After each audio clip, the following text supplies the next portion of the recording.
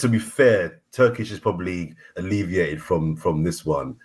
But you guys crying over Smith Rowe. How many shows am I watching about Smith Rowe leaving? I mean, it just got really embarrassing at one point. Like everyone, oh, Smith Rowe, I'm really sorry. It's such a shame. It's like, look, the guy's a good player. He should have been sold 2 years ago, guys. Let's be honest. I've got nothing against Smith Rowe. I think the guy's a talent. But it was a lot. Robbie, every other show. Ooh, Smith Rowe's really sad. I'm really sad about it. Curtis, Cecil was the worst. Oh, yeah, it's one of our... Cecil, though. Guys, flipping hell.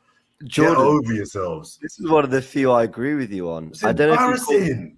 I don't know if you caught the tour diaries where Curtis and Robbie were calling me heartless because I don't want to say. Obviously, we're going to talk about Smith, aren't we? So maybe it's going to happen now. It is kind of sad that an academy product who played a big part in Arteta's turnaround isn't going to make it. But I'm also quite happy we're receiving 35 million, and I'm quite happy he's going to go off and play money. And we're going to go and add another good international midfielder. Like, yeah, you know, I'm sort of sad to a point, but then I'm also I'm definitely happy about the deal.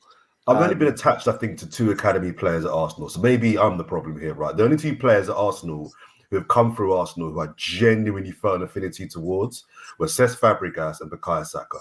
They're the only 2 that I've genuinely felt like. The others, I just don't get caught up in the Wilshires and the Wobies and I just don't really. Oh, it's great when your boys come through, of course, and make it to the team, of course. But bloody hell, video after video after video after video after video. It's like bloody hell, guys. 35 mil is good money. That is good money for Smith Rowe. It's a good deal. Eddie did well. Otherwise, you guys smashed it. Loved it. Sorry. You know what?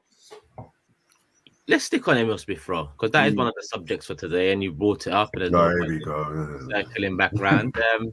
But it's a big sale, and we've talked about sales on the show in the last few episodes and how we need to ramp them up and improve on them and whatnot. But yeah, Lee, 34 mil, 27 mil up front, 7 in add-ons. Emil Smith Rowe out the door now, unveiled as a Fulham player. Any tears shed or looking forward?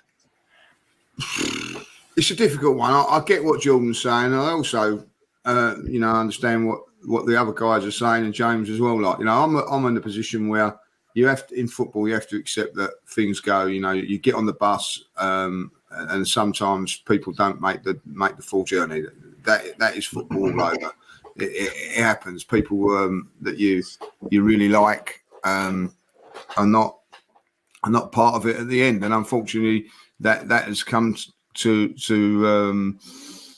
happen to a couple of other players as well. We're probably going to talk about as well. For me, I'm a big fan of Smith Rowe, but unfortunately, injuries took its toll. And I felt that I said last season that Smith Rowe had to have a big pre-season, but he didn't participate in any games through pre-season because of injury, and missed out. The year before that, he needed to be fit, ready for the not the Euros, Europa League, so that he could get games in that. Do you remember the Europa League was where they could integrate team players, and he didn't play in one of those games, weren't fit enough. So over the last 2 years, when it's really, really mattered, he's just not been fit enough, and he done well last season. But I honestly think for the talent that he is, the player that he is, the minutes that he got last season weren't enough.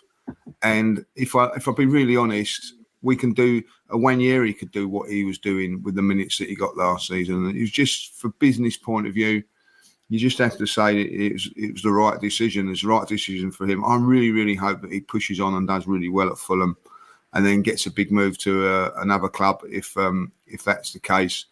I'm not in the camp of, hopefully he won't do well because he's left Arsenal. Certainly not in that camp. And but I think this is football. This is why sometimes you can't get too attached to players. I know what Jordan saying it. I never got attached to Fabregas because I knew that he was going to eventually leave for Barcelona. I knew that would come that day. But I do think you do get attached to certain players that are coming through the ranks because they're brought up on Arsenal. But we've seen this week that ain't necessarily the case when money talks for a kid and he decides to go to Man United. So I get what people loved about Smith Rowe, but for me, you know, I'm in the camp of like, you know, it happens and you have to get on with it. I think, you know, when Curtis and Robbie were calling me heartless and we were having a bit of fun with that, I think people need to remember what era of Arsenal fan I am. And I know we kind of all, you know, we're massive Arsenal fans during this period, but I became an Arsenal fan, you know, shortly after the Champions League final. I started to pay a lot of attention. We had all these great players. And year after year, I have to deal with the big sale. It was like, I know we all went through it, but like, you know, it's like, oh, I love this team. Oh, Kolo Touré. Oh, Adebayor. Oh, Cesc Fabregas. Samir Nasri. There was just constant players leaving. That felt so crucial, so integral, till we were chipped away to a point where eventually we actually started spending money before we fell out the top four. But we weren't competitive for a long time before that. So a sale of a player who's barely played football in the last 2 years to retrieve a lot of money where we're probably going to spend less than what we brought in on Smith Rowe on our next midfield, which is likely to be an upgrade and an improvement on our team, you know, in the hopes of winning a title. Like, it's just a shame it didn't work out, but I just made my peace with it a long time ago. I genuinely do wish him the best because he's an Arsenal boy who played well for us and gave us what he could, but it just didn't quite work. But I'm also like genuinely intrigued. I'll be keeping an eye on Fulham a lot more.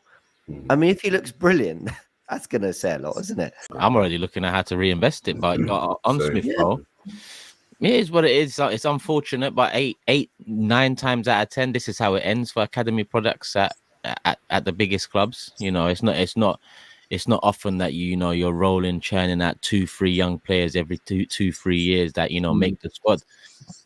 And part of me looking at you take ourselves back a few years and how I felt about that summer where, did Saka get the 7 that summer? I remember Smith Rowe and Eddie both got 10 and 14 that summer. And it was, this is the new era, the youth and whatnot. And I think we've come to a point now where we've well and truly moved on from that. We now need to, it's the final pieces of the jigsaw. And that's how I see it with Smith Rowe. If he played football over the last 2 years, I'm sure he would have found a place in this team because he's a good player.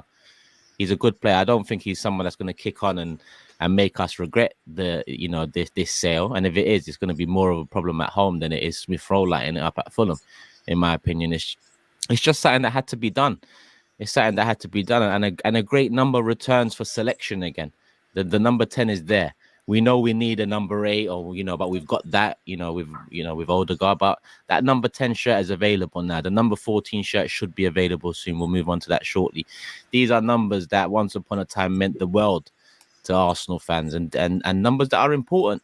It goes to big players. So hopefully we get the right players in, and we'll not ruin an Emile Smith Rowe. Like I said, unfortunate, but it's about time. We're going to win the league now. We can't afford any passengers. We can't afford any to rely on any injury-prone players, any young players coming through the academy. Not this season. Not this season. We need to cut the gap on Man City.